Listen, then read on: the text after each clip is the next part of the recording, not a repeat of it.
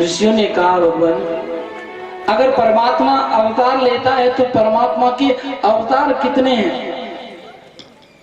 परमात्मा कब कब अवतार लेता है? तब सूत जी महाराज कहते हैं जब जब होई धर्म की हानि बढ़ई असुर महाभिमानी। जब जब होई धर्म की हानि बढ़ई असुर महाभिमानी। तब तब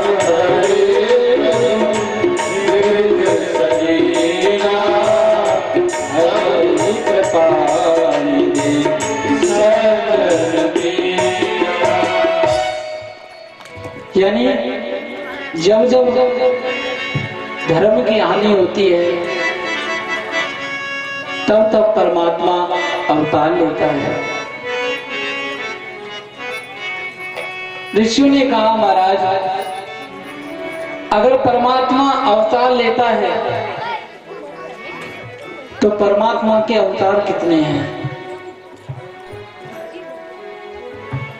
सूत जी महाराज ने कहा ऋषियों परमात्मा के प्रमुख रूप से 24 अवतार हैं। कितने अवतार हैं? 24 अवतार हैं। परंतु वैसे संत कहते हैं हरि अनंत हरि कथा अनंता कहे सुनई सब विधि सब संता। यानी परमात्मा के अनंत अवतार हैं परंतु जो पुराणों में लिखे हैं वो 24 अवतार हैं। ऋषियों ने कहा महाराज परम पूज्य सूत जी महाराज आप हमें उन अवतारों का नाम बताइए। परमात्मा के 24 अवतार कौन कौन से हैं?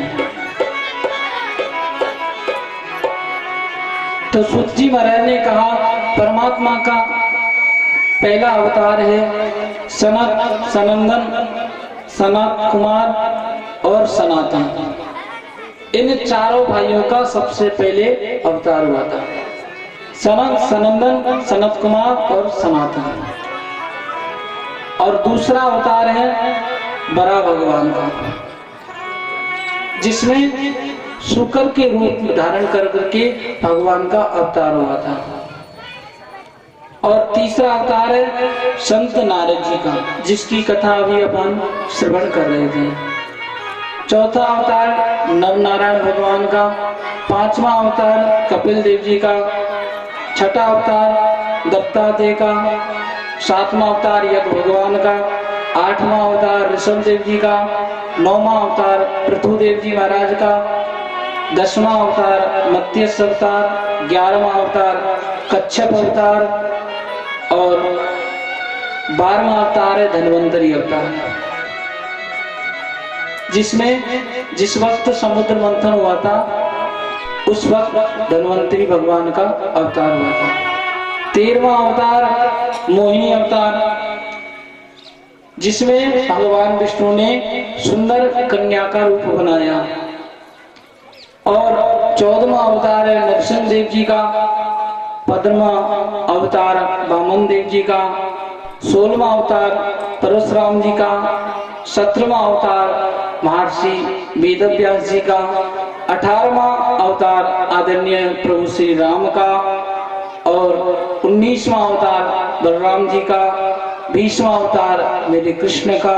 21वां अवतार हरि अवतार और 22वां अवतार हंस अवतार और 23वां बुद्ध अवतार। और जो 24वां अवतार है वो है कल्कि जो अभी हुआ नहीं है। 24वां अवतार कल्कि अवतार है जो महाराज एक यूपी में गांव है संबलपुर। शंबुलपुर देवस्य देवायम ब्राह्मणोस्य देवायम यानी एक संबलपुर ग्राम है उसमें भगवान का अवतार होगा। जब घोर कलयुग आ जाएगा तब भगवान का 24वां अवतार होगा।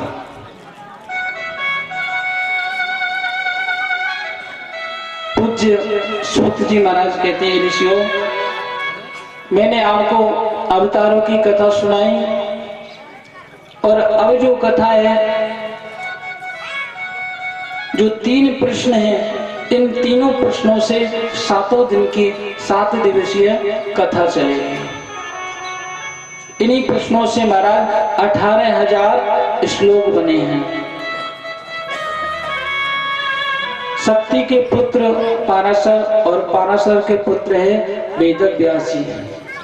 वेदव्यास जी महाराज ने अनेक पुराणों की रचना की, अनेक शास्त्रों की रचना की। इस भागवत पुराण को रचने से पहले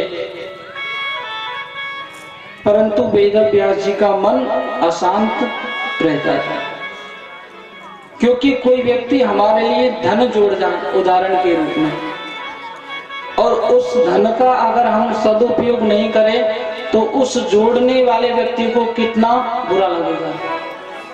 ऐसे ही वेदव्यास जी महाराज ने 4 वेद 6 शास्त्र सबकी रचना की, परंतु महाराज किसी से भी कोई भी पढ़ने वाला नहीं मिला।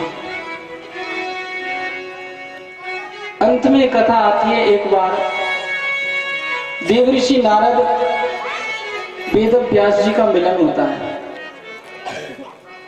वहां पर देवऋषि नारद जी वेदव्यास जी से पूछते हैं, व्यास जी आप उदास क्यों रहते हो, क्या कारण है? आपने इतने ग्रंथों की रचना की, उसके बाद में आपको अशांति है, क्या कारण है? तब महाराज वेदव्यास जी ने कहा, नारद, मैंने जिन शास्त्र और वेदों की रचना की है उनको कोई सुनने वाला नहीं है, इसलिए मेरा मन अशांत है। देवऋषि नारद ने कहा, वेदव्यास जी आप अपनी कथा सुनाते हैं, मैं आपको मेरी कथा सुनाता हूं। मैं एक दासी का पुत्र था, मेरे पास भी कुछ भी नहीं था, मेरे पास केवल परमात्मा की कृपा साथ थी।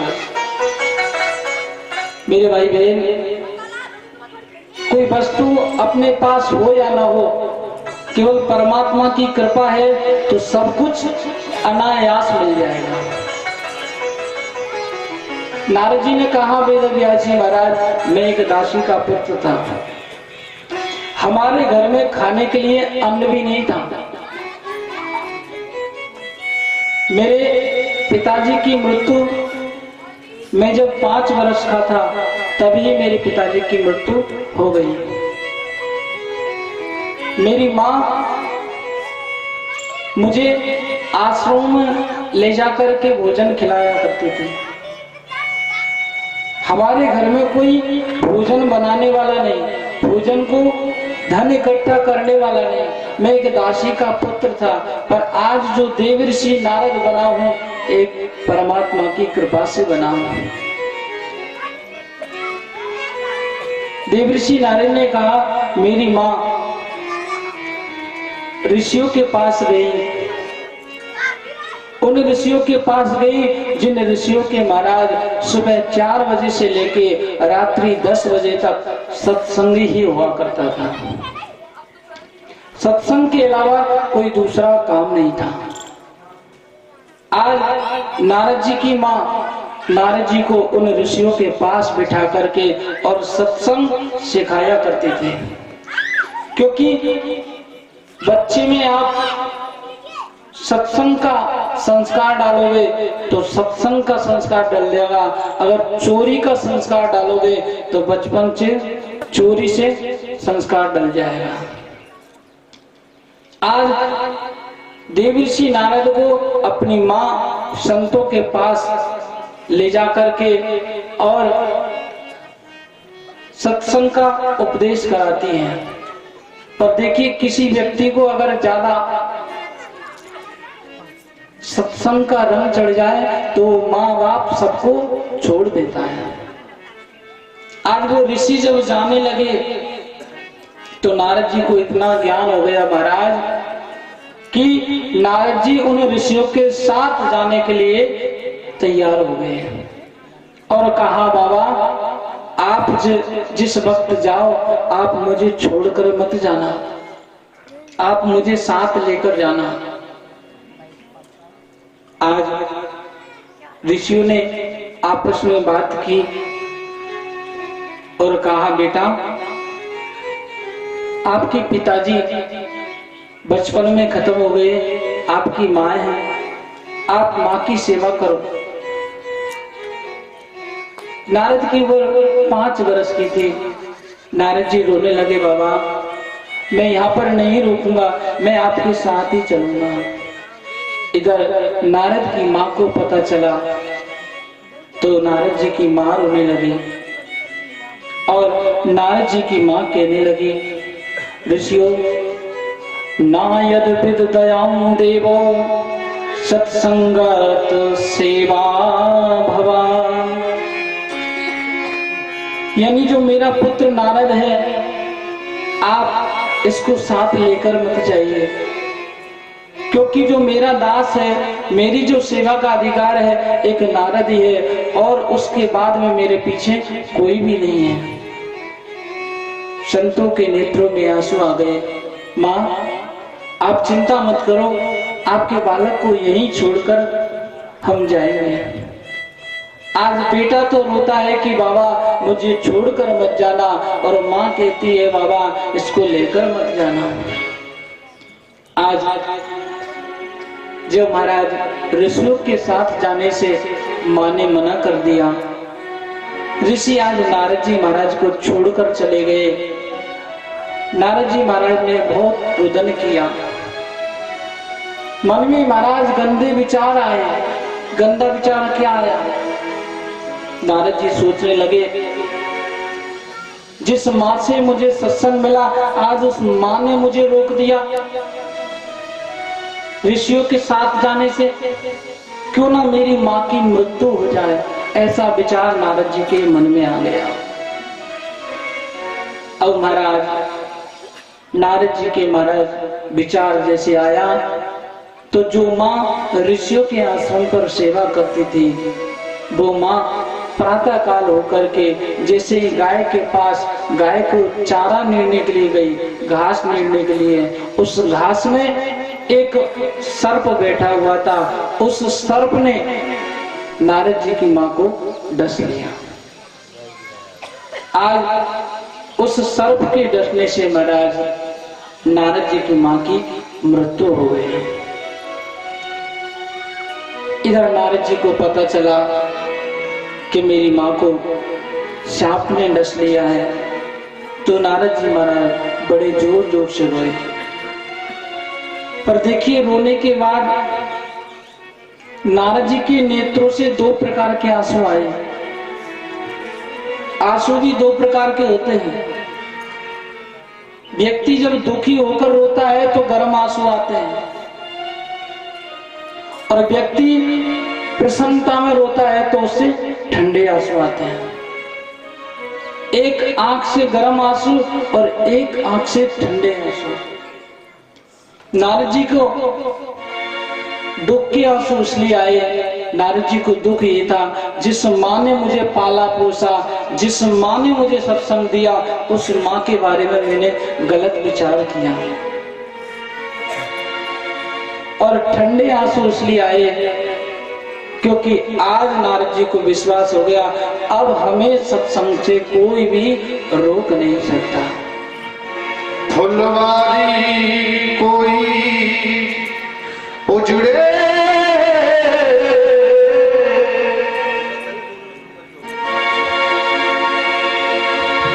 फुलवारी कोई उजड़े उसे माली सींच सजाए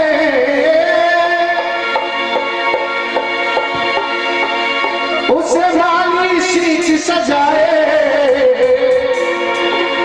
और जब माली हो जब माली फूल को तोड़े उसे कौन बचाए है, उसे कौन बचाए हो, उसे कौन बचाए।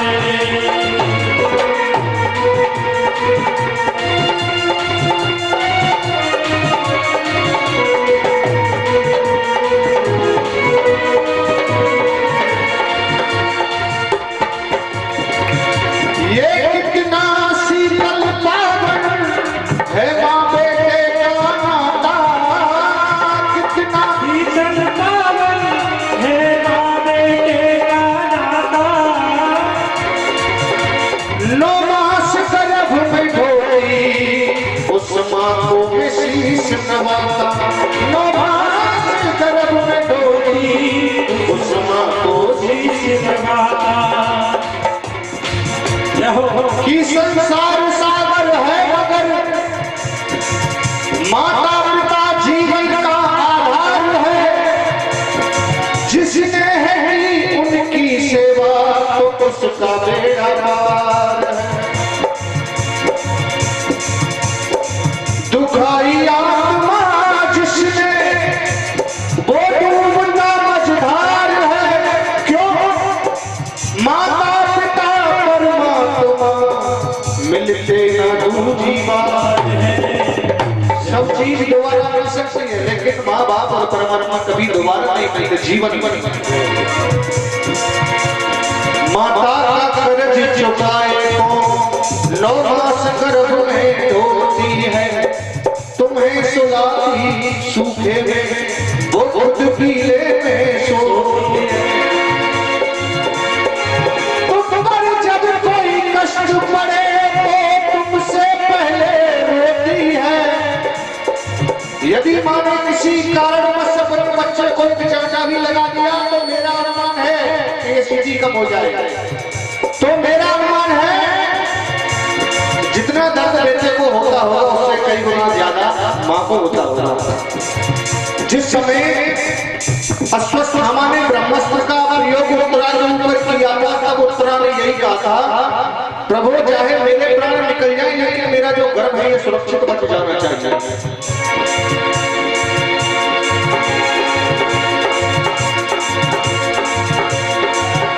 न जाने कैसे कैसे ख्यालों में खो जाते थे, कोई मजाक नहीं करता था तो रो जाते थे। आज नींद की गोलियां भी लेकर के सो नहीं पाते हैं। बचपन में मां की एक लोरी में सो जाते थे।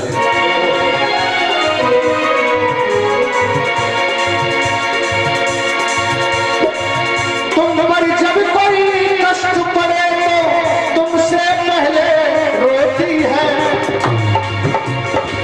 तुम पर जब कोई कष्ट पड़े तो तुमसे पहले रोती है। वो किस्मत वाले होते हैं जिनके घर मैया होती है। वो किस्मत वाले होते हैं जिनके घर मैया होती है, घर मैया होती है। ये इतना शीतल पावन है माँ बेटे का नाता, 9 मास गर्भ में ढोती उस माँ को शीश नवाता। क्यों जीवन में चाहे आगे जाइए या न जाइए, जिस व्यक्ति ने माँ बाप को संतुष्ट कर दिया मैं ये करके ले सकता हूँ उसको मुक्ति पाने से कोई नहीं रोक सकता है।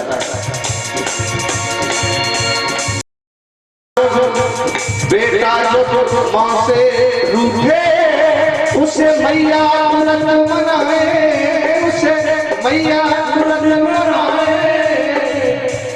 जब माँ बेटे से रूठे उसे कौन मनाए है, उसे कौन मनाए हो, उसे कौन मनाए।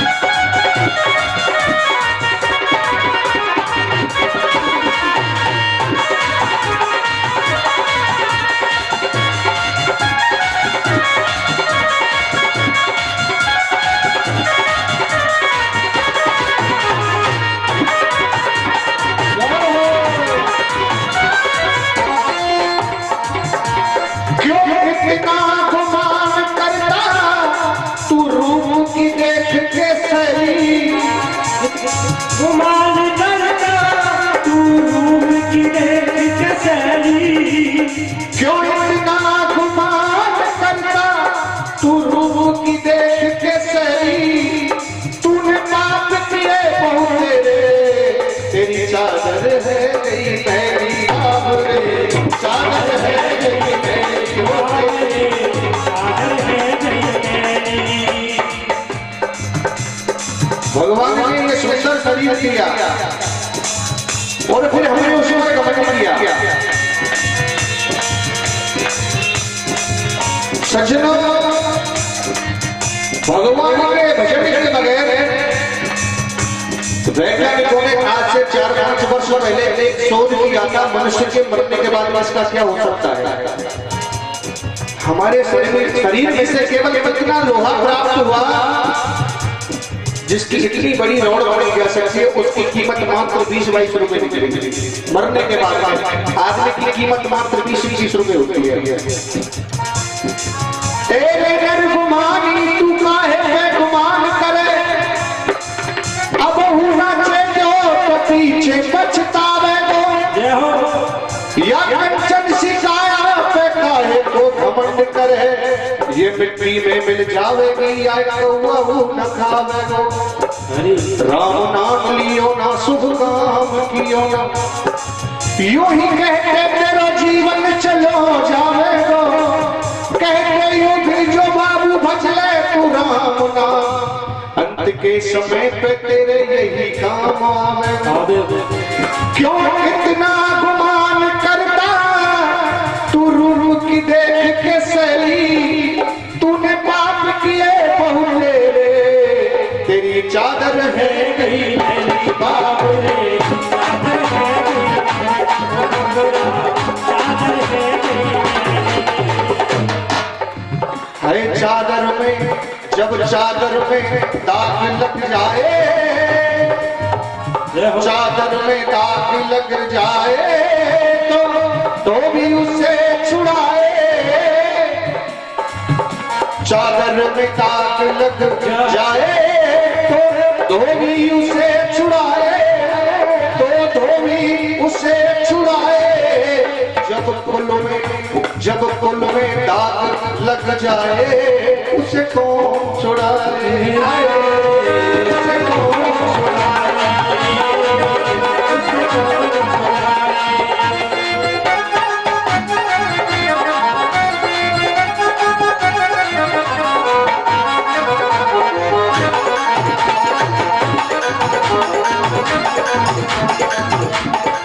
इस दुनिया में देखो ना करता कोई सहाई, हर चीज तो मिले दोबारा, ना मिले सहोदर भाई, ना मिले सहोदर भाई, ना मिले सहोदर भाई। भैयन में फूट पड़ी सुग्रीव की नारी हरी, प्रभु से प्रीत जोर पाली मरवायो है, लंकापति रावण ने कितनो अभिमान किया, बात भैया की न मानी, नास वंश को कराया है। दुर्योधन राजा ने कितनो क्रूर किया, दोनों पक्ष जूझ गए पीछे पछताया है, कहे कभी गोरे लाल विचार तुम करके देखो, भैया से बिहार कहो कौने सुख पाया है। इस दुनिया में देखो ना करता कोई सहाई, हर चीज तो मिले दोबारा, न मिले सहोदर भाई।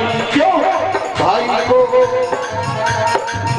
को जब कोई पीटे तो भाई उसे बचाए, तो भाई को गुस्सा आए, जब भैया दुश्मन बन जाए उसे कौन बचाए, उसे कौन बचाए, उसे कौन बचाए, उसे कौन बचाए।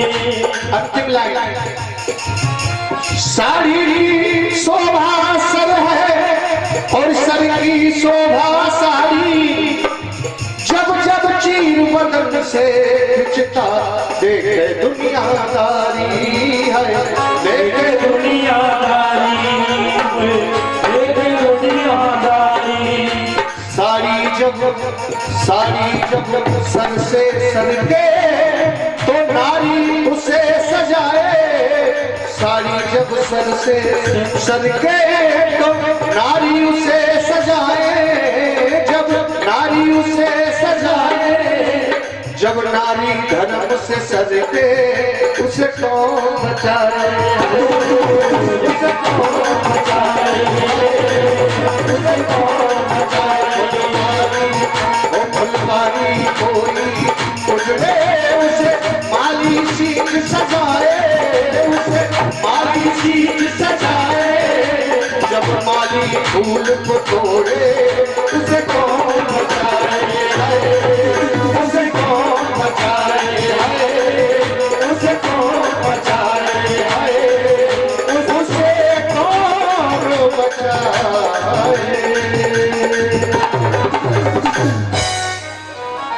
बोलिए वृंदावन बिहारी लाल की जय हो, जय हो, जय हो, जय हो।